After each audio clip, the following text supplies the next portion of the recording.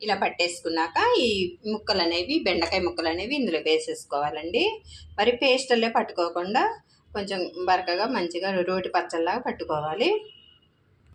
ఒకసారి ఉప్పు సరిపోయిందేమో చూసుకొని ఈ ముక్కలు అనేవి ఇందులో వేసేసుకోవాలి. ఇలాగ ఆడించుకుంటే సరిపోయిద్దండి మిక్సీ. మరి పేస్టల్లే పట్టుకుంటే అస్సలు బాగోదండి, తినడానికి బాగోదు, చూపుకు కూడా బాగోదు. చూపుకు బాగోకపోతే మనం తినడానికి కూడా ఇష్టపడరండి. ఇప్పుడు ఒక బౌల్లోకి తీసుకుందాం. రెడీ అయిపోయిందండి. సులువుగా ఈజీగా టేస్టీగా బెండకాయ పచ్చడి అండి. ఇది వేడివేడి అన్నంలోనికి, రాగి సంకట్లోనికి చాలా బాగుండిద్దండి. మీరు తప్పకుండా ట్రై చేయండి.